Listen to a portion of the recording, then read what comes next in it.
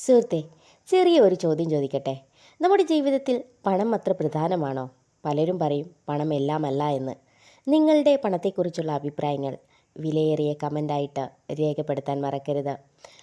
പക്ഷെ സത്യത്തിൽ പണമില്ലെങ്കിൽ ജീവിതം എത്ര ബുദ്ധിമുട്ടാണെന്ന് അത് അനുഭവിച്ചവർക്ക് മാത്രമേ അറിയുകയുള്ളൂ.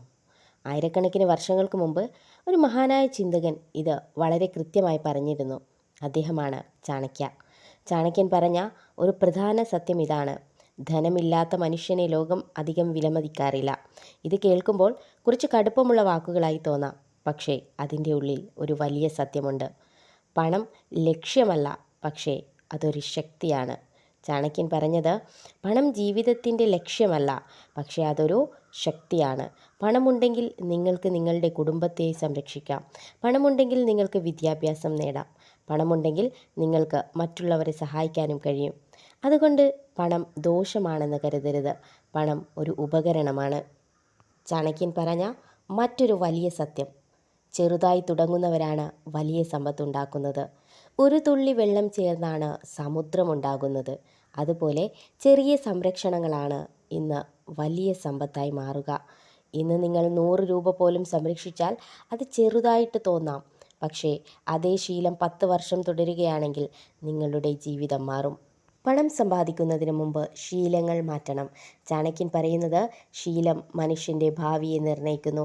പണം സമ്പാദിക്കാൻ ആദ്യമായി വേണ്ടത് നിയന്ത്രണം, ക്ഷമ, പരിശ്രമം.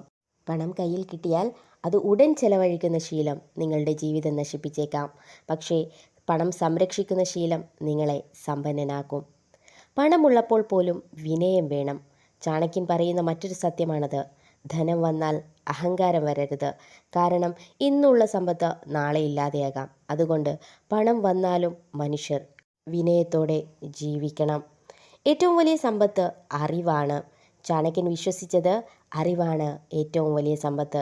പണം നഷ്ടപ്പെട്ടേക്കാം, സ്വത്ത് നഷ്ടപ്പെട്ടേക്കാം, പക്ഷേ അറിവ് ഒരിക്കലും നഷ്ടപ്പെടില്ല. അതുകൊണ്ട് നിങ്ങൾക്ക് സമ്പന്നനാകണമെന്ന് തോന്നുന്നുവെങ്കിൽ ആദ്യമായി നിങ്ങളുടെ അറിവിൽ നിക്ഷേപിക്കുക. ശ്രദ്ധിക്കുക, ഇന്ന് നിങ്ങൾ ദാരിദ്ര്യത്തിലായേക്കാം. നിങ്ങളുടെ ജീവിതം ഇപ്പോൾ ബുദ്ധിമുട്ടിലായിരിക്കാം. പക്ഷേ ഒരു കാര്യം ഓർക്കുക, ചാണക്യൻ പറഞ്ഞതുപോലെ ശ്രമിക്കുന്ന മനുഷ്യനെ ഭാഗ്യം ഒരു ദിവസം പിന്തുടരും.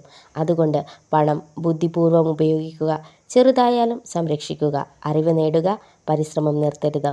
ഒരു ദിവസം നിങ്ങളുടെ ജീവിതം നിങ്ങൾക്ക് തന്നെ അതിശയകരമായ രീതിയിൽ മാറും. Thank you.